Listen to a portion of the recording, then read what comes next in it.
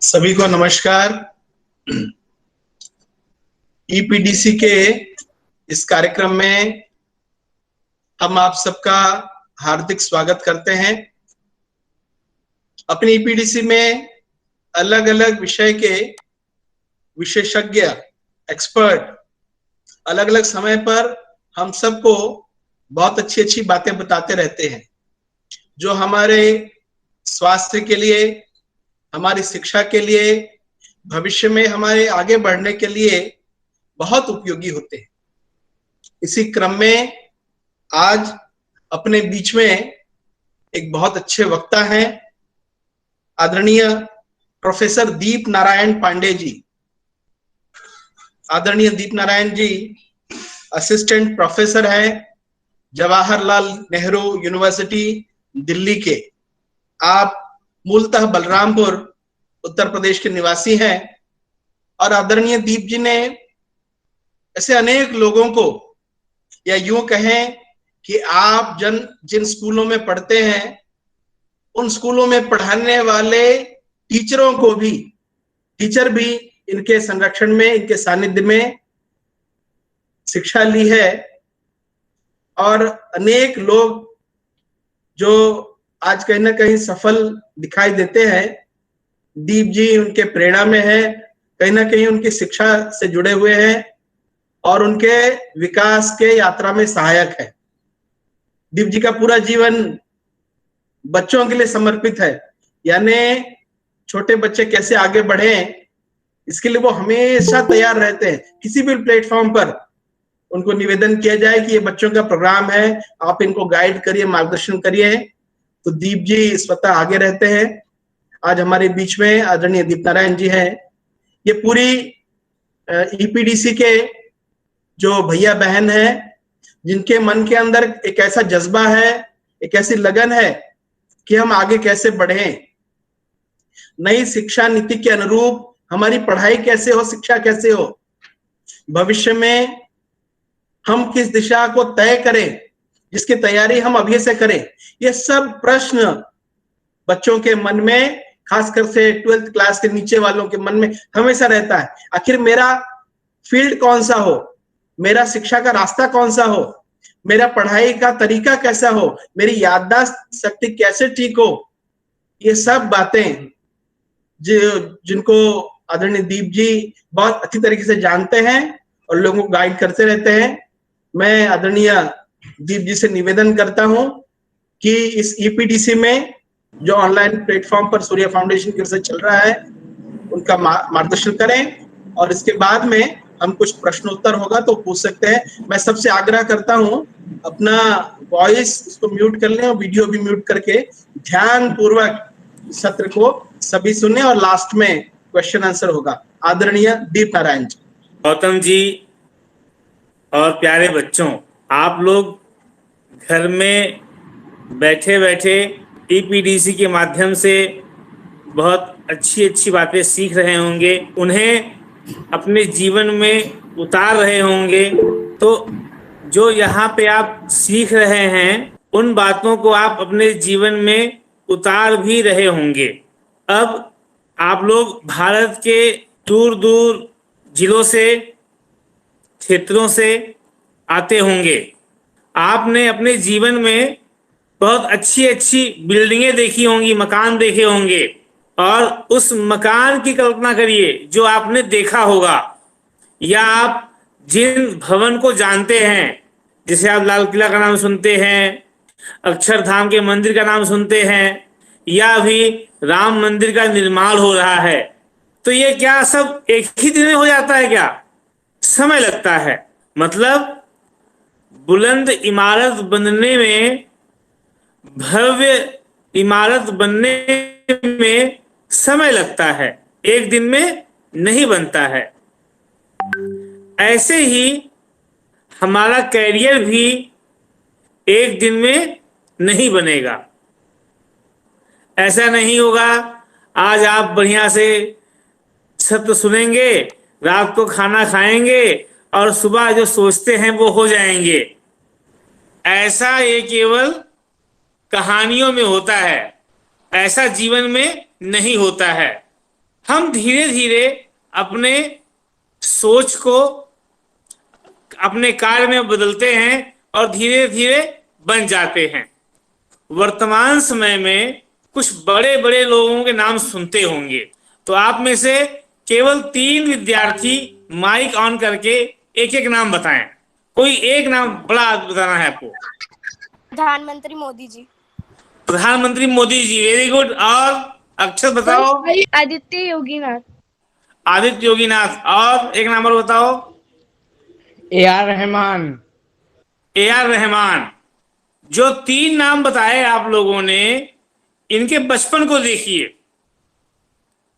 कभी ये सब भी आपके तरह बच्चे रहे होंगे, उनके भी सपने रहे होंगे, चाहे योगी आदित्यनाथ हो, चाहे प्रधानमंत्री मोदी हो या AR रहमान हो। सभी के बचपन में जाइए और वो बचपन में एक बालक रहे होंगे, विद्यार्थी रहे होंगे, उन्होंने अपने मन में सपना पाला होगा और उस सपने को आज वो प्राप्त कर रहे हैं। तो ऐसे ही हम विद्यार्थी होकर के भी अपने मन में उन सपनों को पालें और उनके लिए आगे बढ़ें। आप में से किसी ने बोला APJ अब्दुल कलाम, वो भी विद्यार्थी थे ना, तो उनके पूरे सपने पूरे नहीं होते थे, गरीबी में पले थे। अखबार भी बेचकर उन्होंने पढ़ाई किया। ऐसे बहुत सारे महापुरुष होंगे। तो मेरा आपसे कहना है कि एक कहानी सुनिए आप, फिर आपको उत्तर भी देना है। एक राजा था। राजा हर महीने की पूर्णिमा को, सुबह पूर्णिमा के दिन क्या होता है, रात को चांद पूरा दिखाई पड़ता है, अंधेरा नहीं होता है। तो उस 3 बजे रात को जाता था जंगल में राजा और शिकार करता था। उस समय शिकार करने की परंपरा थी।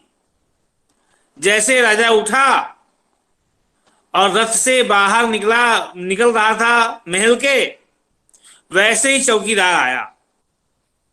चौकीदार बोलता है, महाराज सावधान, महाराज सावधान। राजा रुक जाता है, सोचता है चौकीदार ऐसा बोल रहा है, इसका मतलब किसी शत्रु ने आक्रमण कर दिया है। तो राजा बोलते हैं चौकीदार से, क्या हुआ चौकीदार, क्यों इस तरह से दौड़ रहे हो, किसी सैनिक ने आक्रमण कर दिया है क्या?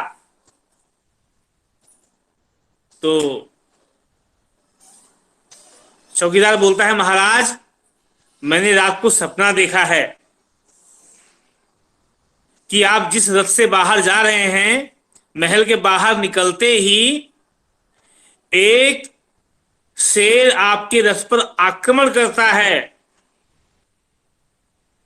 और आपके हाथ को काट लेता है, आपके काट के चला जाता है, आपका हाथ गायब हो जाएगा। इसलिए आप शिकार करने के लिए आज मत जाइए।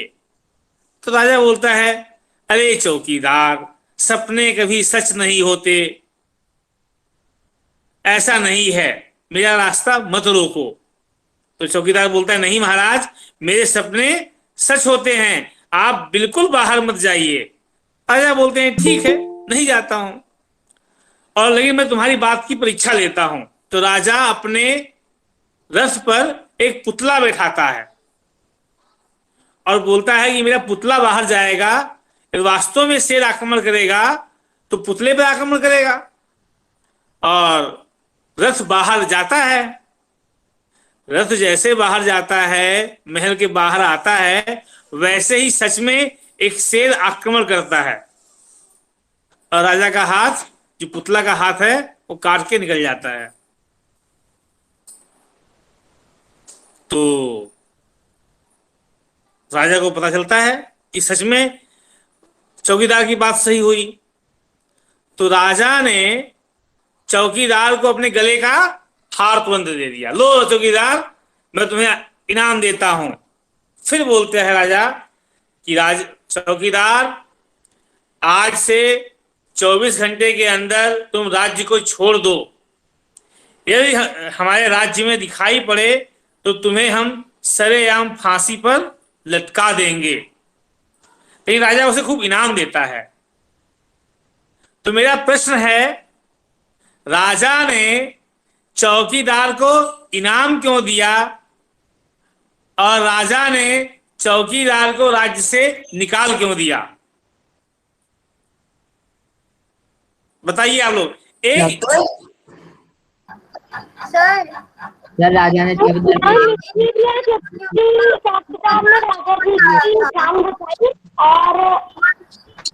धमकी इसलिए भी क्योंकि वो उनके मन में डर बैठा रहा था। चलो हाँ, अक्षर आप बताओ। अब मैं नाम लूंगा, वही बताएंगे। अक्षर। सर राजा ने चौकीदार को इनाम इसलिए दिया सर क्योंकि चौकीदार ने पहले ही राजा को सावधान कर दिया था कि बाहर ना जाए, तो इसलिए सर चौकीदार को इनाम मिला। वैसे उसने निकाला कि वो नहीं पता। अच्छा हाँ, सौम्या आप बताइए। सर वो इनाम इसलिए दिया क्योंकि वो राजा का जान बचाया था। हाँ। और है ना, उसे राज्य से इसलिए बाहर कर दिया क्योंकि है ना, वो जानता था कि उसी के सपना के कारण है ना मेरा मृत्यु का है। तो अगर और वो सपना देखेगा तो वो उसका, और अगर बुरा देखे तो फिर उस पर कोई संकट आ सकता है। अच्छा, फिर तो ये तो अच्छी बात थी कि उसका सपना सही होता है तो उसे अनहोनी से बचा लेता। हाँ ज्योति आप बताओ। सर राजा ने उसे इनाम इसलिए दिया क्योंकि उस चौकीदार ने उसे पहले ही सावधान कर दिया था। हाँ। और राजा ने उसे बाहर इसलिए निकाला क्योंकि वह नहीं चाहता था कि ऐसी और सावधानी और मुश्किलें उसके पास आए। अच्छा सपना बताओ, सपना कुछ बोल रही थी। सर राजा ने चौकीदार को बाहर इसलिए निकाल दिया था क्योंकि उसने इसकी जान बचाई थी, इसलिए क्योंकि इसने राजा की जान बचाई थी चौकीदार ने, इसलिए उसने इनाम दिया था। और निकाला क्यों? अच्छा वो नहीं पता। अच्छा, स्टडी आप बताओ। हाँ सर उसे निकाल इसलिए दिया क्योंकि वो अपने ड्यूटी के टाइम पे सो गया था, और उसे इनाम इसलिए दिया गया क्योंकि उसने उसकी राजा की जान बचाई थी। बहुत अच्छा। हाँ तो आपको ये उत्तर किसने बताया स्टडी? सर मेरी मम्मी ने। भारत ने अच्छा उत्तर बताया। हमें सपना कब आता है? हम सोते हैं। जब हम सोते हैं। जब हम सोते हैं तो हमें सपना आता है। सपना आता है। और चौकीदार को सपना कब आया? जब वो सोया हुआ था। Yes sir. और चौकीदार का काम क्या है? चौकीदारी करना। जब वो रात को सोया होगा, जब रात को चौकीदारी करनी थी उसको, चौकीदारी के समय वो सो रहा था, तो राजा ने उसे इसलिए निकाल दिया कि ये अपने काम को ठीक से नहीं करता है। आज इसका सपना सही हो गया और कल को कोई आक्रमण कर दे, कोई अनहोनी हो जाए तो भी ये सो रहा होगा। ऐसे ही एपीजे अब्दुल कलाम, उन्होंने भी सपने के बारे में कहा है कि ऐसे सपने देखो जो हमें सोने ना दे, हमें सोने ना दे। तो कैसा सपना होता है?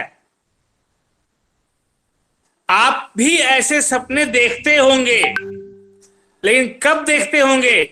जब कहीं टूर जाना होता होगा। तो यदि कल सुबह टूर जाना है तो आज रात को ही आप लोग मन ही मन कि वहां जाएंगे, ये करेंगे, यहां घूमेंगे, वहां जाएंगे, ऐसा सोचते हो ना? परीक्षा देनी हो या हमारे घर में कोई मेहमान आने वाले होते हैं तो हम मन ही मन उनके स्वागत के बारे में, उनसे संबंधित प्लानिंग बना रहे होते हैं। घर में एक अलग तरह का वातावरण बनता है। इसका मतलब कि हमारे मन में ऐसी चीजें आती हैं जो हमें सोने नहीं देती हैं। ऐसे ही एपीजे अब्दुल कलाम ने कहा, ऐसे सपने देखो जो हमें सोने ना दे। हमें ऐसे सपने देखना चाहिए। अब जो मैंने अभी बोला, ऐसे ही आपको बनना होगा। यदि शिवा को संगीतज्ञ बनना होगा, अक्षत को वैज्ञानिक बनना होगा, सपना को डॉक्टर बनना होगा, प्रेरणा को भी डॉक्टर बनना होगा, जिसको जो भी मन में इच्छा है वो बनना है, तो उसके सपने खुद पालने होंगे और वो सपने आपको सोने ना दे, मतलब आपको खूब एनर्जी में चार्ज रखें। अब बात आती है कि हम अपने इस सपने को पूरा कैसे करेंगे, कैसे प्राप्त करेंगे। तो आपने गुल्लक देखा होगा, मनी बैंक देखा होगा, आपके पास होगा भी। मनी बैंक कैसे भरता है?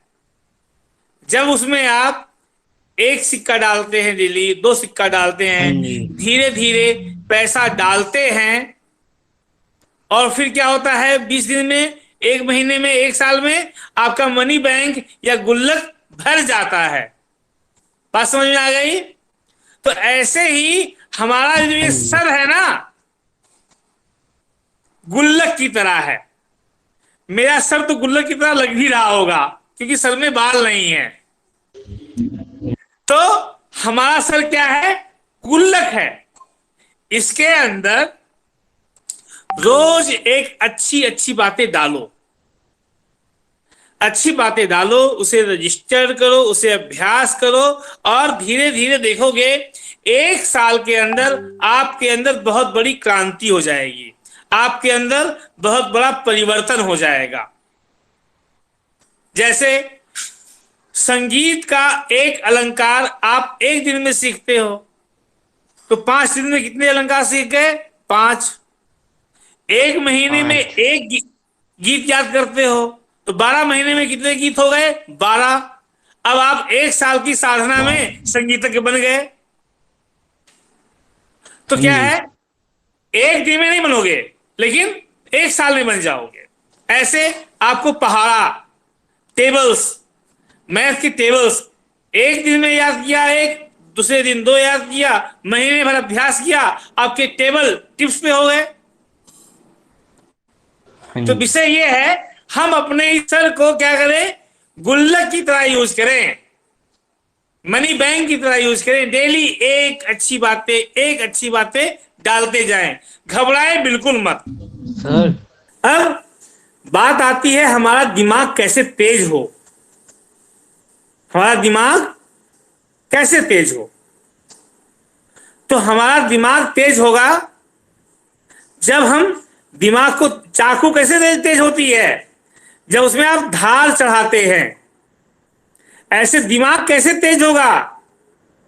दिमाग तेज होने के कुछ तरीके हैं, जैसे नींद अच्छी से आए, मैथ और शतरंज खेलने का अभ्यास डालो, दिमाग तेज होगा। मैथ के सवाल खूब सॉल्व करो, देखना धीरे धीरे आपका दिमाग और तेज होगा। तो हमें दिमाग को तेज करना है। अब मैं अभी जो बोलूंगा इसमें आपको उत्तर देना है, ठीक है शिवा? अभी जब बोलने का टाइम होगा तो बोलना है, नहीं बोलने का टाइम होगा तो नहीं बोलना है, ठीक। तो हमने मैदान में खूब दौड़ लगाई और खूब पसीना आया, हम थक के घर पे आए, हमें तुरंत 5 मिनट में एनर्जी चाहिए। तो हमारे शरीर में एनर्जी कैसे आएगी बताओ? सर ग्लूकोन डी पीने से। ग्लूकोन डी पीने से, वेरी गुड। और एनर्जी ड्रिंक पीने से। एनर्जी ड्रिंक पीने से, वेरी गुड शिवा। और न्यूट्रिशन लेने से, ग्लूकोन डी पीने से, ग्लूकोज पीने से, शरबत पीने से, फल खाने से हमारे शरीर में तुरंत एनर्जी आ जाएगी। जूस पीने से। ऐसे ये तो शरीर की ऊर्जा क्या आपने बताया कि शरीर में एनर्जी कैसे आए, लेकिन हमारे मन को एनर्जी चाहिए। अब मन की एनर्जी के लिए क्या करना पड़ेगा? हमारे पॉजिटिव रहना चाहिए। मेडिटेशन। मैं एक एक को बताना है। चलो सबने आप बताइए, मन की ऊर्जा कैसे मिले? मेडिटेशन करने से। मेडिटेशन, वेरी गुड, मेडिटेशन से, कंसंट्रेशन से, एक्सरसाइज से। Very good. हाँ अक्षत आप बताओ। सर योगा करने से। योगा करने से। और आशुतोष आप बताओ। प्राणायाम करने से। मैं जिसका नाम लूंगा कि उसी को बोलना है। अल्फाबेटिकली मैं आ रहा हूं। देवप्रिया साहू आप बताइए। Meditation, yoga. Very good. Jyoti Gaur आप बताइए। सर मेडिटेशन और योगा। केवल यही दो से? अच्छा ठीक, वेरी गुड। मंदाकिनी आप बताओ। सर एक जगह शांत से बैठने से और कंसंट्रेट करने से। Very good. पवन तोमर आप बताइए। पॉजिटिव रहने से। पॉजिटिव रहने से, वेरी गुड। सपना आप बताइए। मेडिटेशन करने से, एक्सरसाइज करने से, योगा करने से। ठीक है। सार्थक, सतीश आप बताइए। सार्थक बताए पहले। सर योगा करने से, मेडिटेशन करने से। सर साधना करने से। Very good. अब मैं आपको और कुछ बात, आपने बताया लगभग अच्छे बात। हमारे मन को जो ऊर्जा आती है वो आपने बोला ध्यान करने से, योग करने से, पॉजिटिव रहने से। Very good. इसमें 2-3 बातें और जोड़िए। भजन या गीत सुनने से मन को ऊर्जा मिलता है। अपने बड़ों के साथ बैठने से, अपने पॉजिटिव, आपके ही दोस्त होंगे जो हमेशा उल्टी सीधी बातें करते होंगे, उनके साथ बैठेंगे मन खराब होगा। अच्छे विचार वाले दोस्तों के साथ दोस्ती करने से भी मन की ऊर्जा बढ़ती है। और महापुरुषों की जीवनी पढ़ेंगे, इससे भी मन में ऊर्जा आएगी। ये मन को ऊर्जा हम खुद ही डेवलप कर सकते हैं और अपनी हॉबी जो है उसके लिए समय देंगे तो भी आपके मन में ऊर्जा आएगी। तो आपने जो बताया था उसमें 3 बातें और जोड़ लीजिए। क्या? महापुरुषों की जीवनी पढ़ने से, सत्संग, अच्छे लोगों के संपर्क में रहने से, चाहे वो दोस्त हो या अपने से बड़े हों। तीसरा, भजन और गीत। एक और बात, जब हम दूसरे को दान देते हैं, दूसरे की सेवा करते हैं, तो भी हमारे मन को ऊर्जा मिलती है। लेकिन अभी आपका समय, उम्र जो है दूसरों की सेवा करने की नहीं है, अपने आप को मजबूत करने की है, सेवा योग्य बनाने की है। अब बात आती है हम क्या पढ़ें जिससे हमारा कैरियर बने। अभी आपको मैंने जो बताया वो बताया कैसे हम अपने कैरियर के योग्य बने। अब कैरियर कैसे प्राप्त किया जाए? तो पहली बात, जो आज आपके मन में है बनने के लिए, जो आप बनना चाहते हो, उसका डेली चिंतन करो। डेली मन में वो बात आनी चाहिए। आप डेली सोचते रहोगे ना, एक दिन जरूर बन जाओगे। नेपोलियन बोनापार्ट छोटा सा था, शिवाजी छोटे से थे, वो बच्चों के साथ जब खेलते थे तो युद्ध की लड़ाई खेलते थे, घोड़े और हाथी से खेलते थे, और घोड़े और हाथी से खेलते खेलते क्या बन गए? योद्धा बन गए। एपीजे अब्दुल कलाम मन में क्या सोचते थे? मुझे वैज्ञानिक बनना है। वो बचपन में जब वो स्टेशन पे अखबार बेचते थे तो भी सोचते थे कि मुझे एक दिन वैज्ञानिक बनना है, और देखो वैज्ञानिक बन गए। भगत सिंह के बारे में सुना होगा कि भगत सिंह खेत में बंदूक की खेती कर रहे थे। बंदूक की खेती करते करते क्या बन गए? क्रांतिकारी बन गए। तो जो आप बचपन में सोचते हो, सोचते सोचते एक दिन ऐसे बन जाते हो। अब बात आती है डॉक्टर कैसे बने, इंजीनियर कैसे बने, IAS ऑफिसर कैसे बने, अच्छे टीचर कैसे बने, क्या पढ़ाई करनी चाहिए, क्या नहीं करनी चाहिए, ऐसे आपके मन में ढेर सारे सवाल आते होंगे। किसी का मन होता होगा कि मुझे फौज में जाना है, आर्मी में जाना है, ऐसा मन में आता है ना। तो क्या पढ़ें? तो पहली बात, आप जो भी पढ़ रहे हैं उसे मन से पढ़ो। 10वीं के क्लास तक सारी पढ़ाई एक जैसी है। तो जो भी आप डॉक्टर बनोगे ना, तो भी क्लास 10th की पढ़ाई काम आएगी। आप इंजीनियर बनना चाह रहे हो तो भी क्लास 10th की पढ़ाई ही काम आएगी। आप IAS बनना चाह रहे हो तब भी क्लास 10th की पढ़ाई ही काम आएगी। आप टीचर बनना चाह रहे हो तब भी क्लास 10th की पढ़ाई काम आएगी।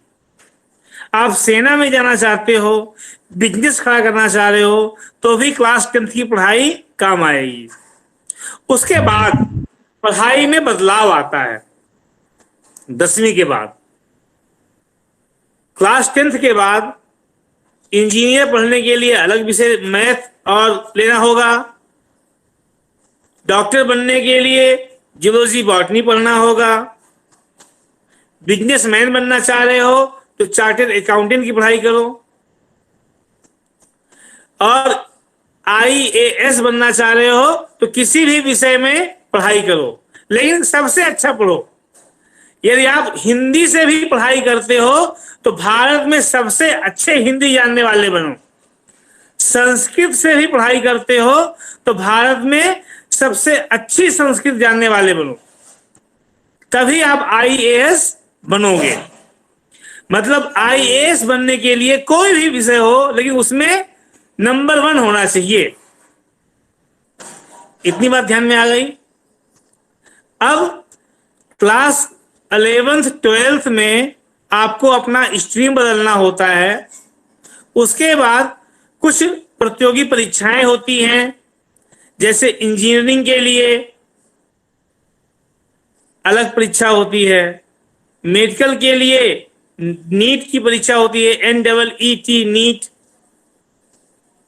और आगे BA MA करने के लिए आपको एंट्रेंस एग्जाम देना पड़ता है, BSc करने के लिए एंट्रेंस एग्जाम देना पड़ता है।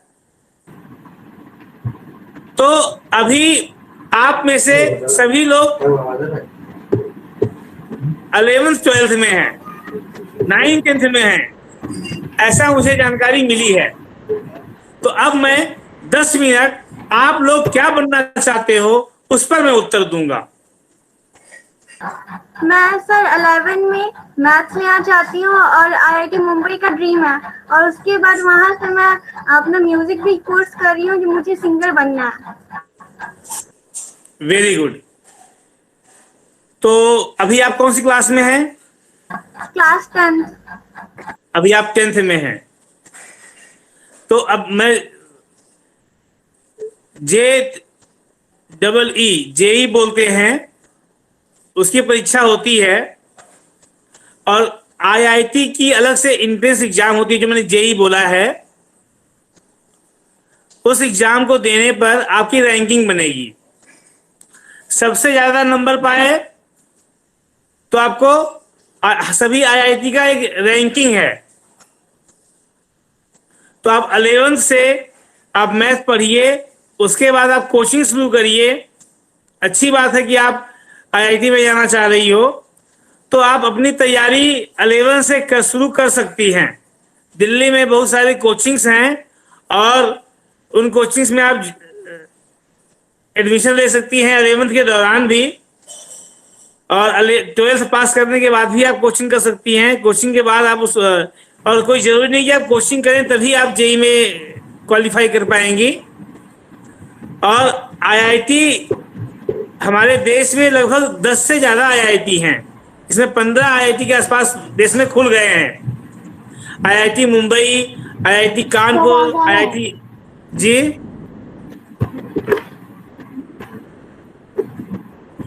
सर तो म्यूजिक के लिए तो म्यूजिक के लिए आपको खुद पढ़ाई करनी होगी। और म्यूजिक के लिए दिल्ली विश्वविद्यालय के कुछ कॉलेजेस में म्यूजिक की पढ़ाई होती है, आप वहाँ एडमिशन ले सकती हैं।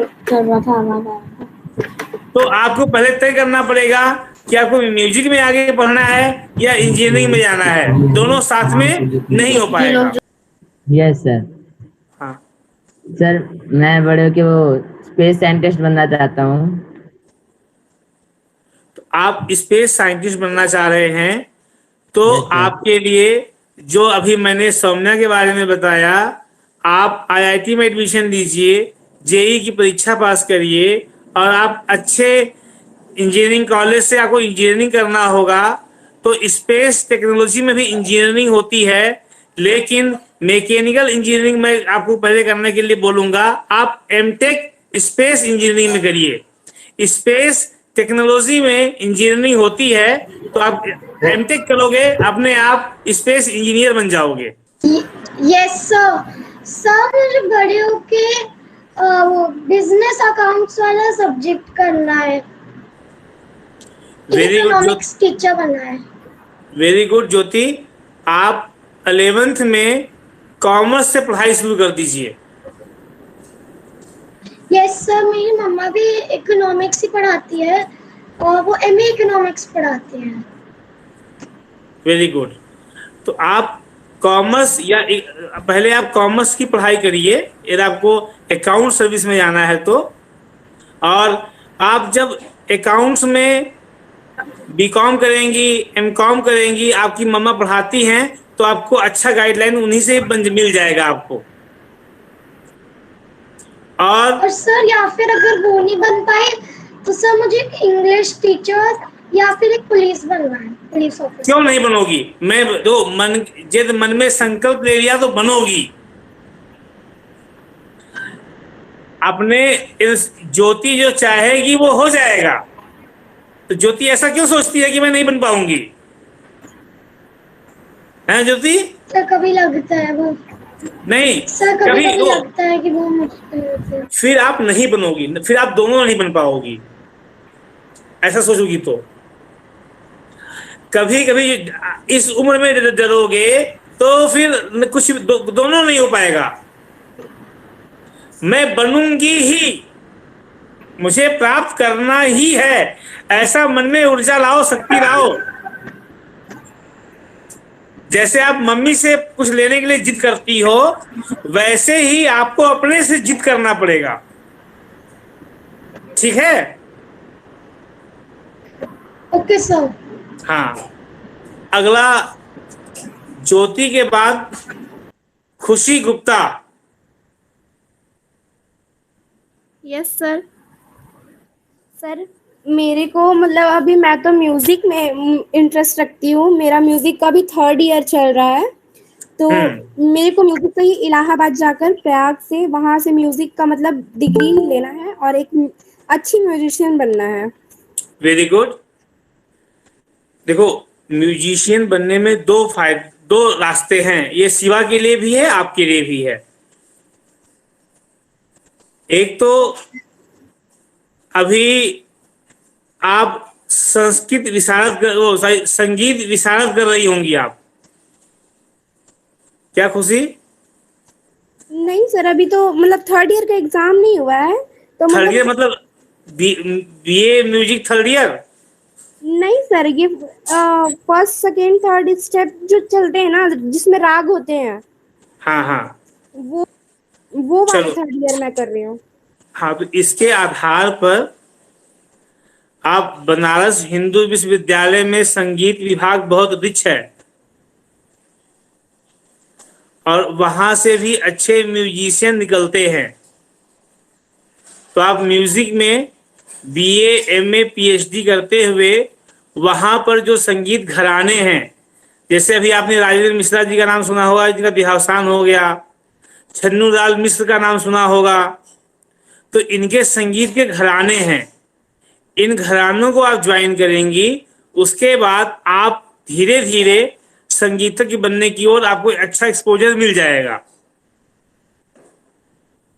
Yes sir. हाँ, और अगला खुशी के बाद मंदाकिनी, मंदाकिनी के बाद प्रेरणा। जी सर, मुझे प्रोफेसर बनना है। मंदाकिनी को प्रोफेसर बनना है? Yes sir.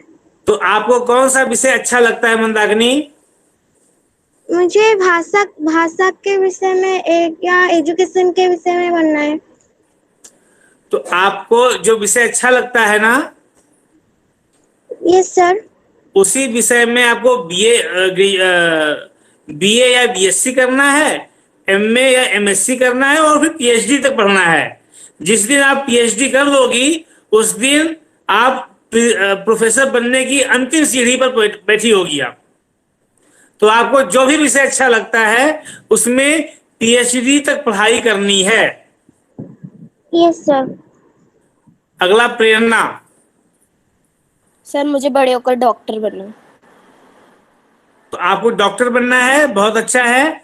आपको एमबीबीएस नीट की परीक्षा देनी है, और नीट नहीं होता है तो बी फार्मा और डी फार्मा करके भी आप डॉक्टर बन सकती हैं, और नहीं तो एक विषय अपने साइंस के विषय में पीएचडी कर लेंगी तो भी आप साइंटिस्ट और डॉक्टर बन जाएंगी। जो वैक्सीन बन रहा है ना, वैक्सीन जो साइंटिस्ट होता है, जो उस सब्जेक्ट का जो साइंटिस्ट होगा वो वही बनाता है। तो आप बीएससी एमएससी करके भी डॉक्टर बन सकती हैं। तो डॉक्टर बनने के कितने रास्ते बताए मैंने? 3। पहला एमबीबीएस, दूसरा बी फार्मा डी फार्मा, तीसरा किसी भी सब्जेक्ट में बीएससी एमएससी और फिर पीएचडी करना है। बात ध्यान में आ गई? ओके। हाँ, और अगला जो है सपना गुप्ता। नमस्ते सर, मेरा नाम कनक गुप्ता है। मैं 8वीं क्लास में पढ़ती हूँ और मैं बड़े होकर आईपीएस ऑफिसर बनना चाहती हूँ। तो आप आईपीएस बनना चाहती हो, बहुत अच्छा। आपको एक विषय में आपको बीए करना होगा। ग्रेजुएशन, चाहे आप बीए करें या बीएससी करें या बीटेक करें या एमबीबीएस करें, आपको ग्रेजुएट होना होगा। पहला स्टेप क्या है? ग्रेजुएशन। उसके बाद आप कहीं पर लिख लीजिए यूपीएससी। यूपीएससी का एग्जाम देना है। तो जब हम यूपीएससी का एग्जाम देते हैं तो किसी एक सब्जेक्ट में आपको पूरा नॉलेज होना चाहिए। तो लिख लीजिए एक सब्जेक्ट में पूरा नॉलेज। कौन सा सब्जेक्ट?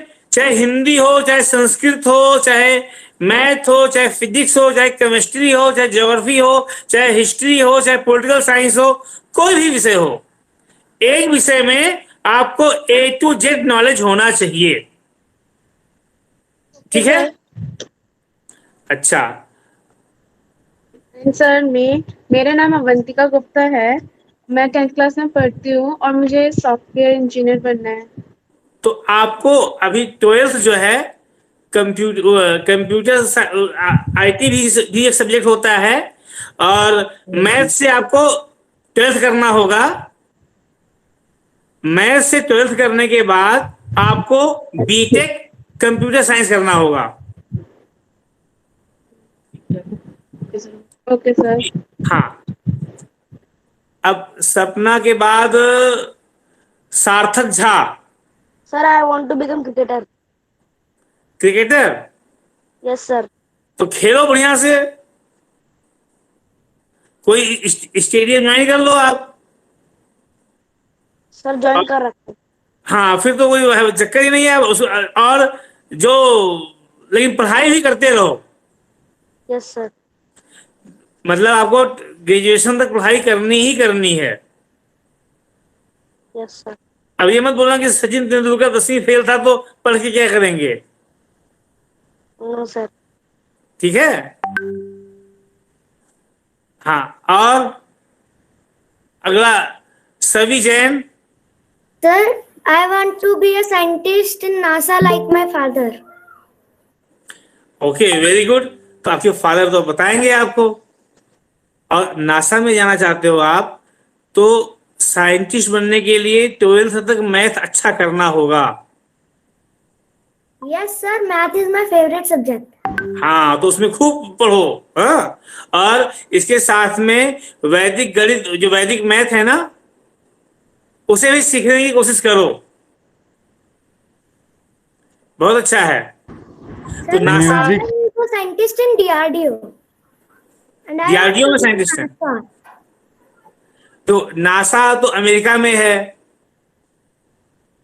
तो आप नासा अमेरिका के लिए क्यों पढ़ो, भारत के लिए पढ़ो ना। नासा के इक्वल हमारे इंडिया में इसरो है, इसरो ज्वाइन करो आप। Okay sir. भाई, हम लोग इस देश में जन्म लिए हैं, इस देश के लिए भी जन्म लिए हैं, तो देश के लिए काम करें ना। हाँ, यस सर। अच्छा, इसके बाद शिव, बताइए शिव। वो भी वोकेशनल स्टडीज में आता है। पढ़ाई पढ़ना या मैट बना हुआ है, दरी बना हुआ है, तो ये सब वोकेशनल स्टडीज में आते हैं। ठीक है। Okay sir, thank you. अच्छा, अब अंत में हम कैसे सपने देखें। सर, जो हमें सोने ना दे। जो हमें सोने ना दे। या जो हमें सोना दे। नो सर, जो हमें सोने ना दे। ऐसे सपने देखें जो सोने ना दे। तो ऐसा मन में संकल्प पालिए, और जैसा आपके मन में ऐसा भाव आ गया ना, तो आप जो सोच रहे हो ना, बन जाओगे, कोई नहीं रोक पाएगा। तो चलिए, अच्छा है, भारत से मिलके मुझे आज अच्छा लगा है। भारत, सर आपसे मिलकर मुझे अच्छा लगा। हमेशा मार्गदर्शन मिलते ही रहता है। आदरणीय दीप जी का इसी प्रकार हम सभी छोटे छोटे भैया बहनों का मार्गदर्शन करते रहेंगे।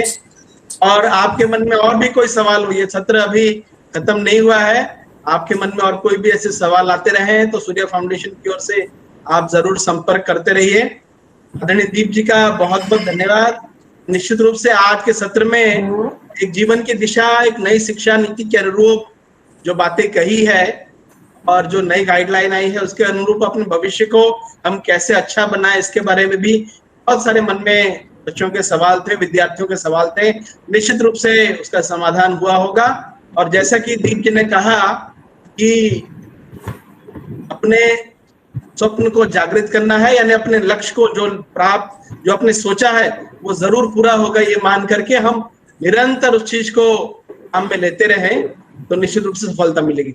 आदरणीय दीप जी का बहुत बहुत धन्यवाद सूर्य फाउंडेशन परिवार की ओर से।